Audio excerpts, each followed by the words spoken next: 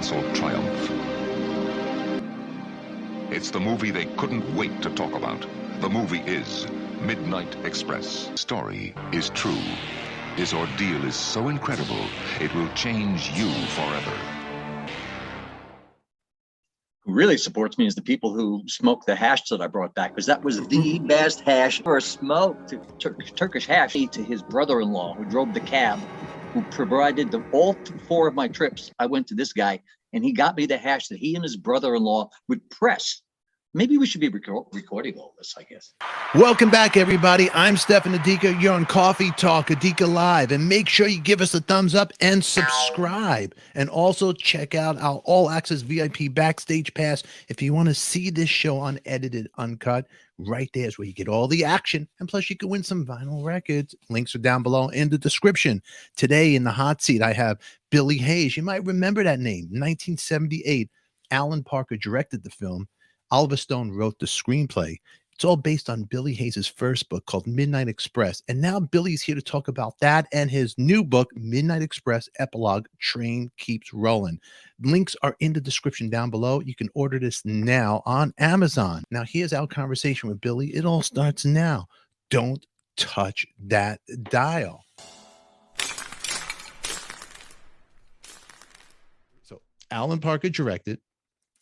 But the book was written, the real story. I wrote the first book. Yeah. It was your first book. That was my first book. Oliver then wrote the screenplay. Therein lies some of the problems that I have.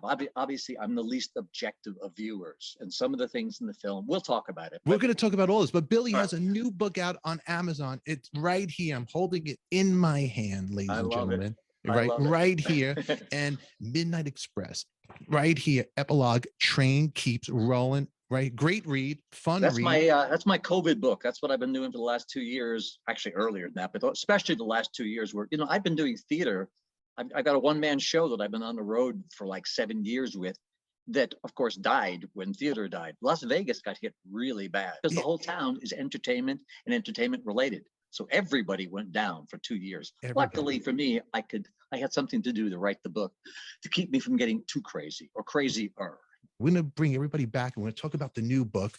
But what were you, 23 when you got arrested? 23 when I was arrested in 1970 and 28 when I escaped in 1975. I just missed my 5th anniversary in prison. Wow. That's a long time, man. Yeah. So really quick, because we'll get into it. From the movie and the book, was it all pretty? The book is true. Everything in the book is true because I wanted to present my story. What I couldn't do in my first book, maybe I need to preface this a little. I made 3 smuggling trips to Turkey, to Istanbul, prior to getting arrested on my 4th trip. I couldn't, when I came home, I wanted to write about it all. I was a writer. I went to Marquette University, to the journalism school. I went on the road to experience life so I could write about it like my hero, Jack London. Surprise, surprise. But I was arrested in 1970 at the Istanbul airport with 2 kilos of hashish taped to my body, really good hash taped to my body. Seemed like a good idea at the time. And then spent the next 5 years in a Turkish prison, originally sentenced to 4 years and 2 months. And then just prior to, I had a calendar, I was crossing out 54 days prior to going free after being in jail for more than 3.5 years. I got retried and resentenced to life in prison, which if the ceiling fell on my head, I wouldn't be more surprised. And that kind of led to putting the escape switch back on, and took me almost like 18 more months, I think, to finally get transferred from the Istanbul prison, where I'd been since 1970, to an island prison about 27 kilometers, like 16 miles or so off the coast, and called Imrale. And this island was a prison island. The only people there were the prisoners.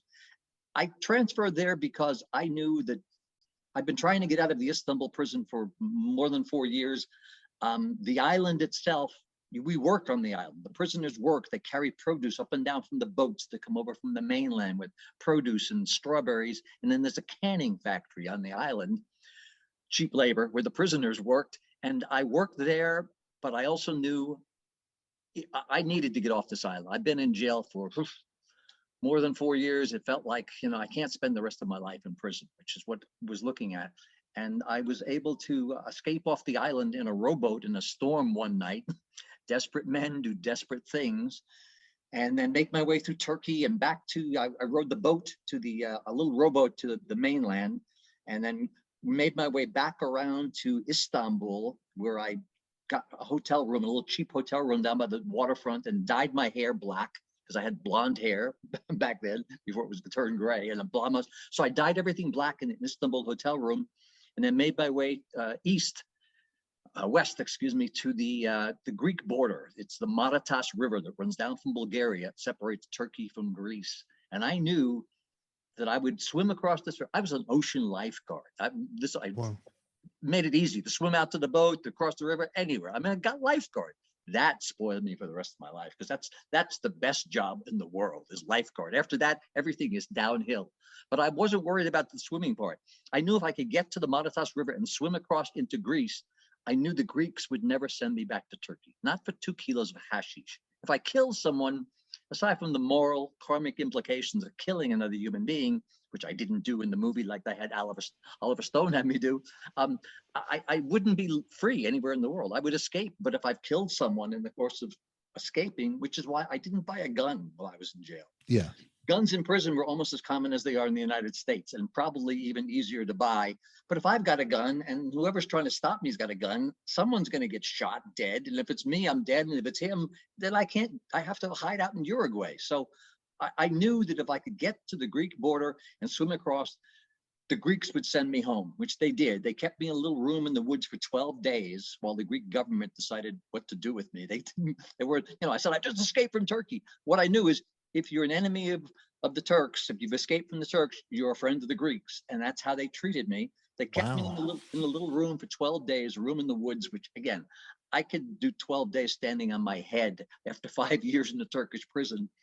But they eventually deported me as being a bad influence upon the youth of Greece. Literally, the charge against Socrates, a bad influence upon which I love being in that company.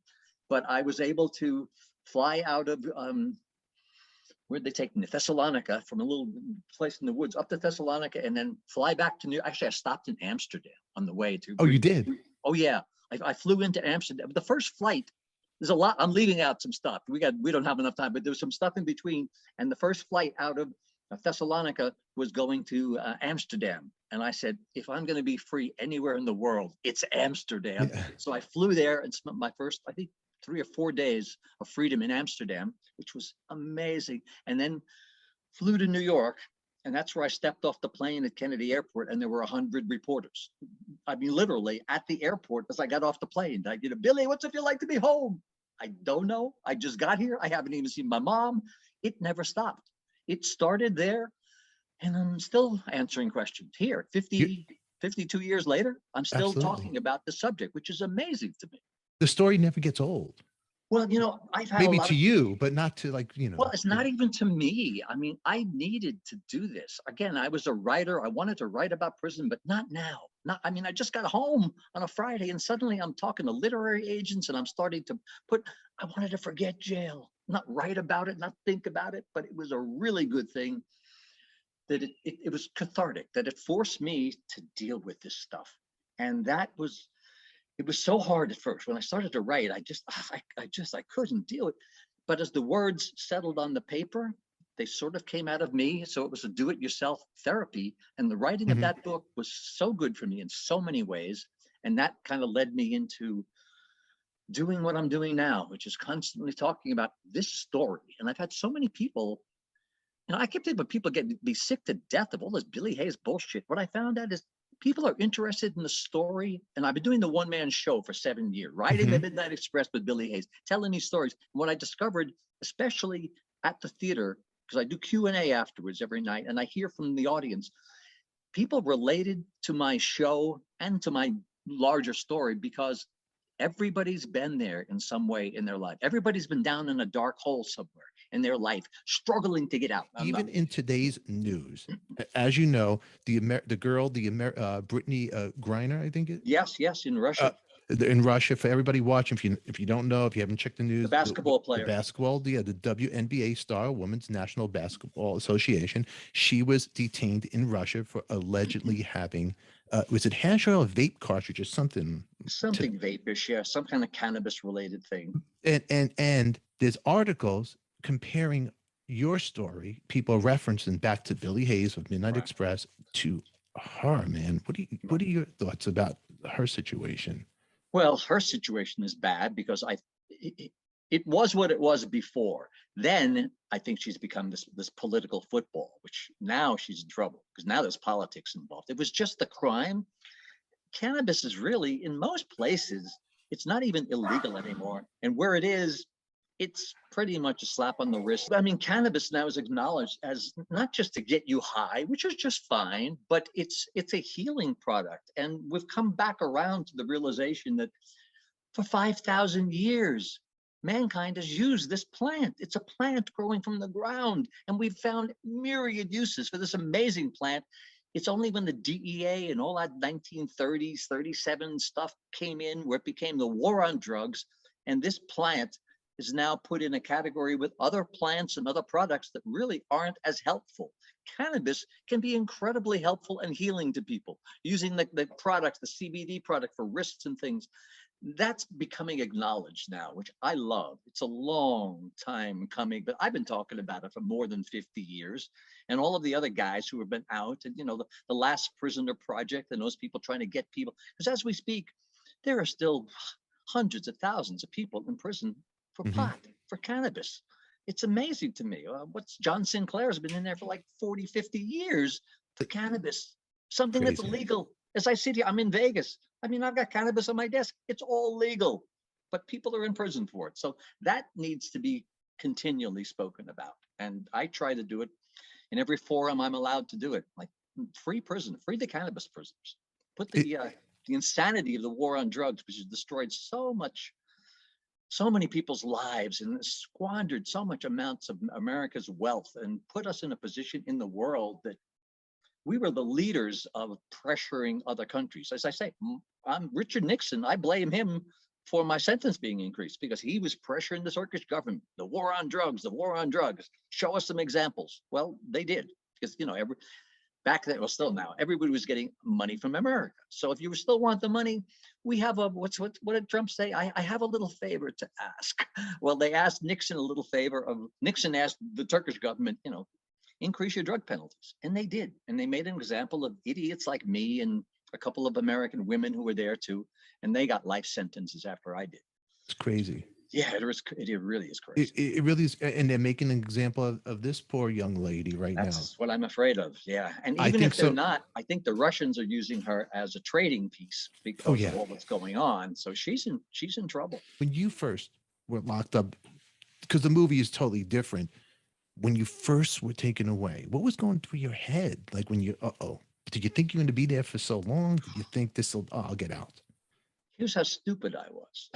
When I was arrested at the airport and then I got locked up that night. And I was still thinking, how do I get out? How do I escape? How do I make this go away so that, nobody knows, so that my parents won't find out? I'm still thinking in those terms. On the first morning, I spent the night in this lockup. Phew, that was a bad night. And in the morning, the American consul, or a guy from the American consul came, a Turkish gentleman, spoke great English, and we spoke back and forth, and he kind of filled me in on where I was and what was going on. And I'm still thinking, I'm going to get out somehow. I'm going to make this work. And the same thinking I had prior to getting arrested, which is pretty much wishful thinking and knowing that I'm too. And I believe I said I was way too smart and good looking to ever get arrested. I really believed that until suddenly I was arrested. And that next morning, this guy came and talked to me and he kind of said, well, there's this and this, and it was not good news. And then he gave me a list of Turkish lawyers to look at. I can't even read these guys' names. Yeah. And then he gave me a pencil and a piece of paper and left me alone in this little locked room to write a letter home to my folks. That's when I couldn't get away from it. And that's when it was literally right in front of my face of what I've just done. Because I know what this letter is going to do. It was like the hardest thing I've ever written. Phew, I can barely talk about it now. I know the pain this was going to be causing my folks. And that's the beginning for me of realizing how just totally selfish I was, and that I wasn't thinking about the consequences of my actions. And I've done thousands of speeches. I used to do college lectures in the high schools. I'm talking to kids, and the example that they always say, well, what advice would you have for, college students going out? Well, my advice is always tape it under your arms. They'll never search you there. The real advice is do what you like and know what you're doing. And knowing what you're doing means you take responsibility for your actions, because you have to deal with the consequences. And it wasn't until I had that piece of paper and pencil that I was trying to write home to my folks that it really became clear to me what the consequences of my actions were, which is not only have I fucked up my own life and put me in prison, but all the people who love me are in jail. My mom, my mom is in prison. That's when things got real serious. That's when I realized, Jesus, I'm not just going to slide through this. I pretty much slid through everything. Life has been so easy for me. I grew up on Long Island. You're born in the Bronx, grew up on Long Island. I had the most incredible family.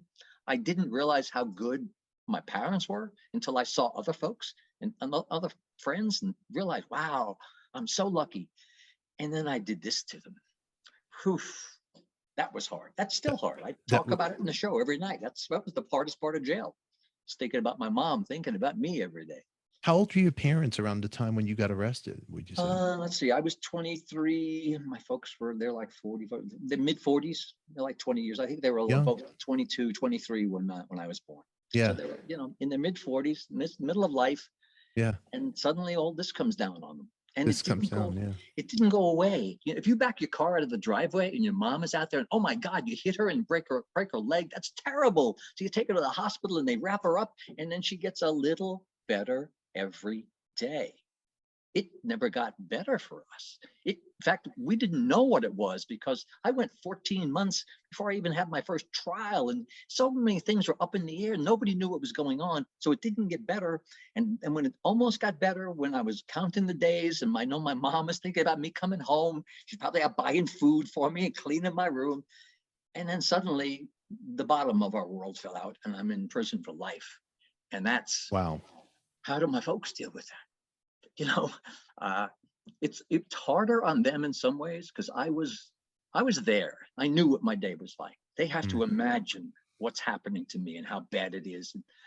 And for me, that was part of what I'm doing to them was part of the hard part of jail. Because as far as the actual prison's concerned, yeah, I was 23. So the height of my powers. I was young. I was healthy, and I'd always been an athlete. And I used to do martial arts and shit.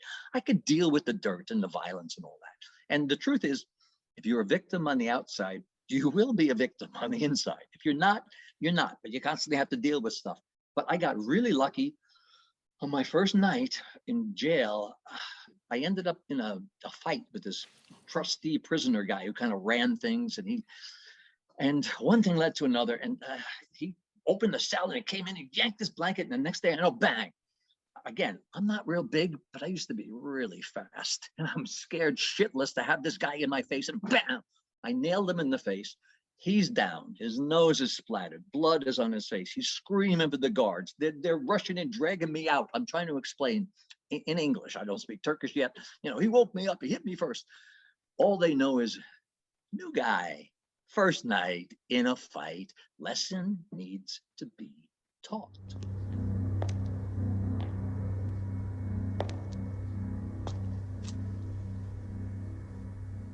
And how they teach lessons in prison. If you and I are in a fight in jail and they come in, they break it up, and you're all bloody, they'll beat me equally bloody. If I'm all bloody, they'll beat you equally bloody. So you can't get out of it. You got to get in, you got to get out and get away. But the form of punishment for that is called falaka. It's prevalent throughout the Middle East, where they tie your ankles up and beat your feet with this whippy stick, and it hurts like a motherfucker. And they drag me downstairs, and they beat me for a while, and they were hitting my hands, and I was screaming and bang. I think they're killing me. Turns out it's not even a bad beating. When I got back, people said, not a bad beating. You don't have any broken bones in your feet. It's like, whoa. So they break your bones, that's a bad beating. They break your bones and keep you there and beat you the next day. That's a really bad beating. They want something, a name or something, you've got something they want. Luckily for me, they were just teaching me a lesson, which is, you're in jail, don't fuck around, because here's what Wow. happens to you. It's a very effective lesson, because any fights and things I had after that, I made them quick, I made them clean, I made them really nasty, because I can't fool around. You couldn't fool around. I remember in the scene from the Oliver Stone film where they take Brad Davis and they upside. Right. That's the scene that you're referring to. They Yeah. he took that, and I was wondering, did they break his? I was just watching it last They night. had with a my wife. really thick stick, which would have Mhm. broken every shot, would have broken the bones. It's more of a whippier stick. Okay. Again, hurts like a mother. But yeah, that was luckily for me though, this guy, this Ziad guy who walked around the prison, he had a big black eye and a swollen face for a week walking around the prison. Everybody said, what happened to Ziad? Because he was sort of a mover in the prison. He brought the drugs in, he took care, he was all everything. Yeah. Everybody knew him. And now they see the big face and they said, oh yeah, the new prisoner, Willie, in the which is what I was called in Turkey. Willie, and then they come around and they see Willie. It's like, that guy? But if they're looking for somebody to mess with, let's choose somebody else, because this guy, whatever he did, Ziad's got a big black eye. That was good for me. That kind of held me in good stead for a while in jail. A lot of times people would just leave me alone just because they sort of knew that. Wow. And if they didn't, then I would have to deal with it one way or the other. But if you're looking for if you're looking for somebody to kick their ass, just turn around, because there's somebody waiting there to kick your ass. It's coffee talk with the Dika. Nothing rhymes with that but chicken tikka. We name drop here with Stefan and all his friends. Now we got more Billy, so make sure you click in the description down below if you want to get his book, Midnight Express Epilogue, Train Keeps Rolling. Links are in the description down below. It's on Amazon. Now all you're going to need to do is subscribe, hit the bell to be notified so you don't miss any other episodes. If you want to see this episode unedited, well, you can go on our Patreon. Until then, everybody, we'll see you later. But wait, part 2, my conversation with Billy Hayes, is coming up right here. Just click on this box. Until then, we'll see you all later. Bam.